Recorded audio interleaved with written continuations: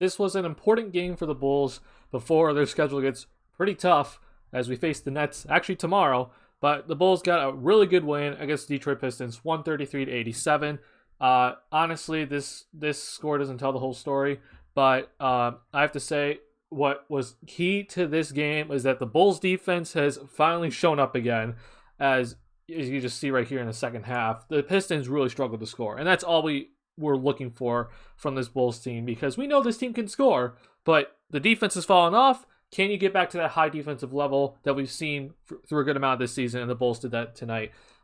Just going to quickly recap this game, talk a little bit about these guys and how good they played, and break down a few plays here on the offensive end.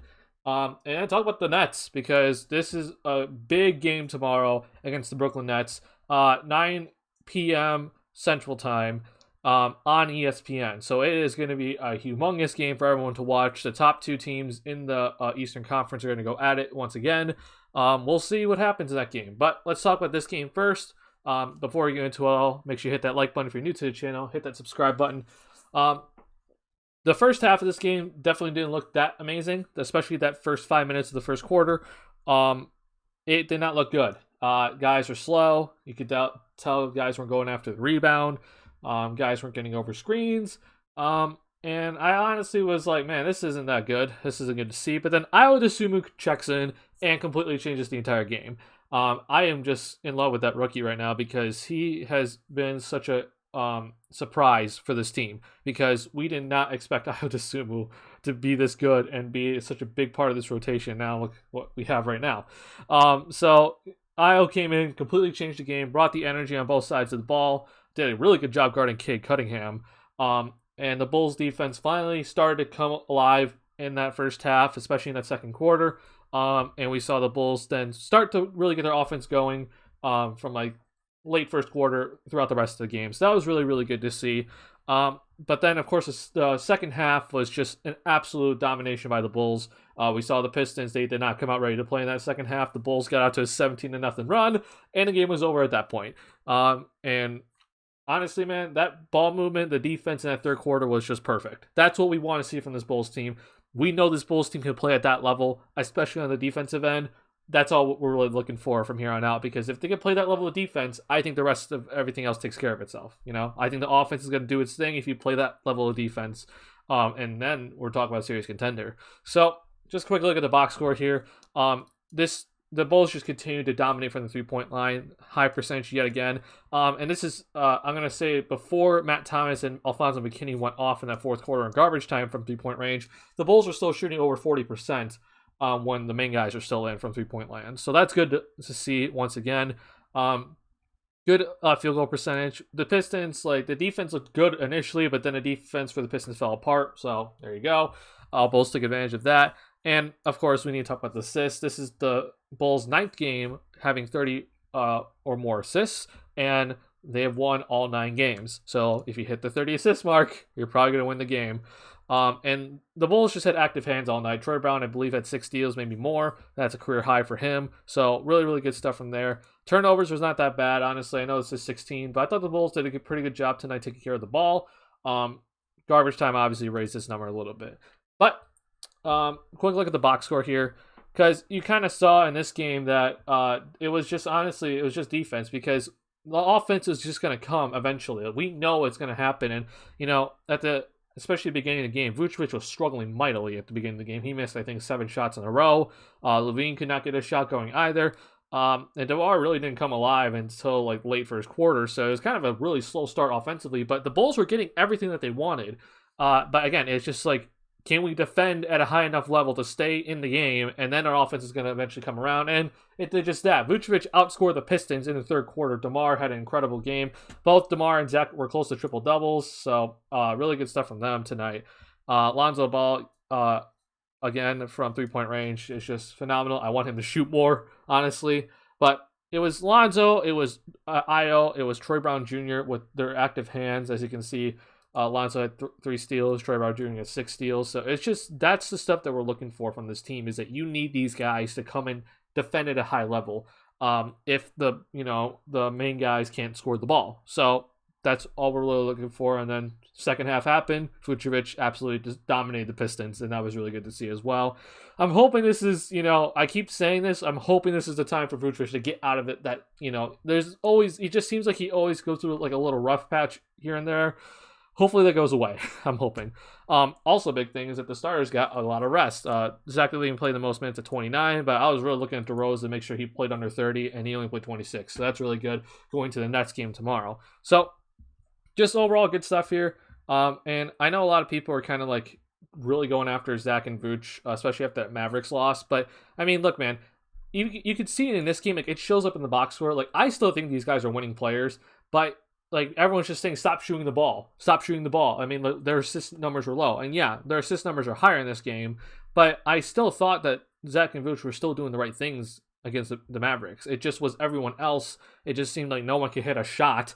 And the defense was obviously atrocious from everybody. So offensively, I thought they were doing everything right. But defensively, obviously, the whole team was doing everything wrong.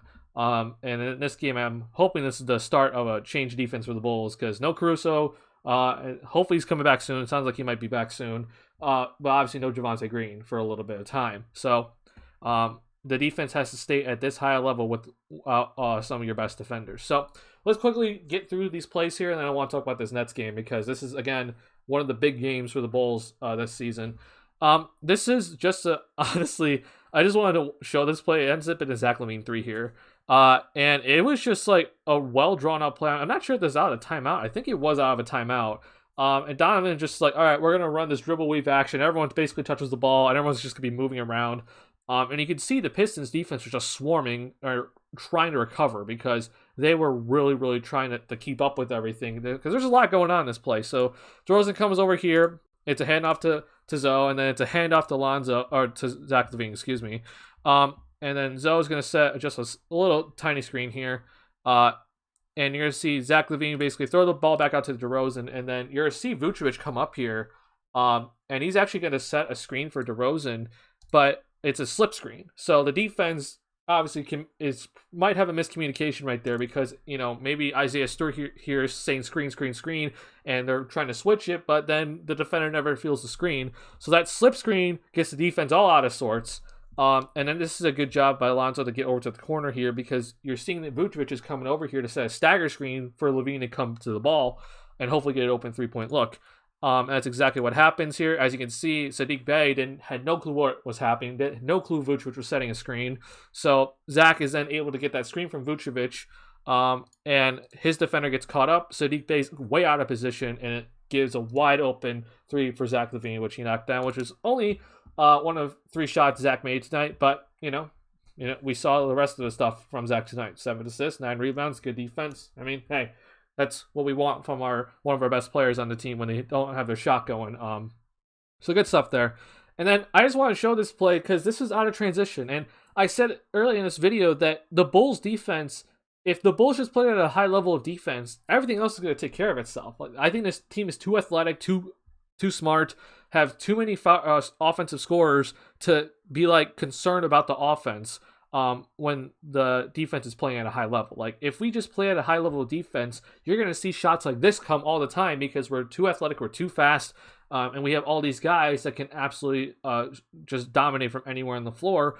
And you're going to see a lot of other guys get wide open shots. And you can see in this possession, every single player touches the ball for the Bulls. And this is off a miss from the Pistons. And this is not a fast break opportunity, because you can see that this play, the Bulls had to slow down a little bit. But if they just take their time, Pistons aren't exactly set up, because it's still off a miss. And the Bulls just pick apart the defense and get an open 3 out of it. So you see here, Lonzo throws it to Zach, and Vucevic is then cutting to the lane. So it's like the secondary break, right? And Isaiah Stewart's not on Vooch, so potential mismatch, right? So you see then, because of that, Isaiah Stewart has to come over and guard Vucevic. So now Vucevic is doubled, and Vucevic is really good in these situations because he's a great passer out of the post. DeMar recognizes it, gets open, catches the ball. But now, what happened? You see that his man stayed with DeMar, but that leaves a wide open Derrick Jones Jr. because the Pistons double team Vucevic over here. And you can even see Vucevic is saying, like, hey, corner, corner, corner, because he understands what the defense is going to do. And this is just a simple pass from DeRozan to Derrick Jones Jr. And obviously, we need these guys that shoot the corner three to make these shots. And Derrick Jones Jr. did that tonight.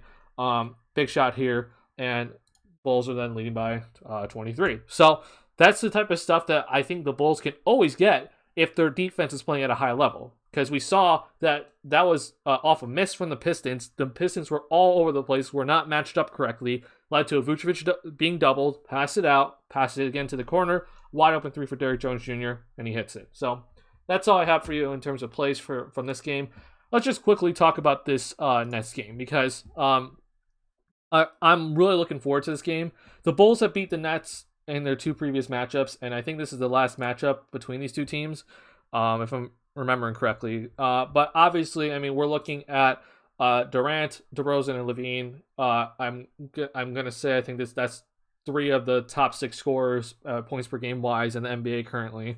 So we're looking at some dynamic scorers, but also I mean both these teams have big threes. So you got DeRozan, Levine, Vucevic, and you got KD, Harden, and Irving. And hopefully, I'm actually hoping. A lot of Bulls fans probably don't want this, but I'm actually hoping that this Nets team has all three of the big three. James Harden, it's kind of looking doubtful right now, but I actually hope he plays because I want to see how this Bulls team matches up against this Nets team at full strength. Now, I know the Nets don't have Joe Harris, and that's obviously, a big part of their offense, but I want to see all the All-Stars out on the court tomorrow. It's probably not going to happen, but let's say it does. I'm really looking forward to this game just to see that, because I want to see how this Bulls team really matches up against this Nets team, because the Nets are extremely perimeter oriented, right? They don't have an all-star big man, so the Bulls, the difference with their team compared to the Nets team is it Vucevic, right? Is that what puts the Bulls over the top, because the Bulls have that inside presence and the Nets don't? We've seen with this Bulls team that if they face perimeter-oriented teams, that the Bulls actually do pretty well. And we've really seen the Bulls, when teams go small against us, that we do really well against them. So this Nets team has a tendency to go small. I know Nick Claxton is a big man that is a very, very good defender. But we also have seen this Nets team, put Paul Millsap at the center, or James Johnson at the center. So I'm looking forward to what these two teams do tomorrow, and see how this Bulls team matches up against them, because this is really going to be a true test for this Bulls team to see where they are, especially because now that Irving is here. I know Irving's probably not 100%, but we're at least seeing all the stars out there on the court together. Let's see how these teams go at each other head to head. So quick look at some stuff here in terms of just stats. Like the big thing, honestly, that we're kind of looking at here is like the 3-pointers. Bulls definitely shoot a much better percentage, but we take less threes than the Nets. But the Nets, obviously, they don't make it as many. So this might be honestly the difference in this game. But the other thing that I'm really looking at is this right here. This Nets team, like I said, they have a tendency to go small, but right now they average more rebounds than the Chicago Bulls. And this Bulls team, we're always kind of small, but we always have, but we have Vucevic and we have Tony Bradley, right? So this right here is going to be crucial against this Nets team. We have to win the rebounding battle, or at least has to be close. We cannot get out-rebounded against this Nets team that has this much firepower on offense. So the rebounds are going to be huge in this game. And unfortunately, for us, we do not have Caruso. We do not have Javonte Green. So I'm definitely going to be interested to see what happens on a defensive end. I'm going to guess Lonzo is going to start on KD. But then Zach's going to have to take James Harden or Kyrie Irving. Or Derrick Jones Jr. is going to have to take James Harden, Kyrie Irving. Or, Derrick Jones Jr. could start on KD. We'll see how that goes. But this is definitely a game where you miss Caruso, because Caruso would definitely take one of Kyrie or James Harden if all three of them are in the lineup. So it's going to definitely test Zach, because he's going to be the one. He has to guard one of the big three no matter what. Obviously, we're missing Javonte as well. So I was kind of thinking like maybe Donovan decides to start Io, because then Io can guard James Harden or Kyrie Irving. to start the game, but I don't think he's going to do that. So it's probably going to be Derrick Jones Jr. starting on KD, but then Lonzo's probably going to be the main guy down the stretch. You're going to see Io definitely checking one of Kyrie or James Harden, whoever's available. So it's going to be definitely interesting to see how this is going to go. And honestly, I'm just really looking forward to this Bulls team facing one of the best teams yet again in the NBA, and hopefully we can win this game to really show that, hey, this Bulls team, like a lot of people already think that we're pretty good, but now we're going to really show that this Bulls team is a true contender, and we could potentially even get better at the trade deadline. So that's all I have for you guys in this Pistons postgame, little Nets pregame show for you guys. Make sure you hit that like button if you're new to the channel. Hit that subscribe button. Good bounce back win for the Chicago Bulls after a pretty bad loss to the Dallas Mavericks. Defense came alive.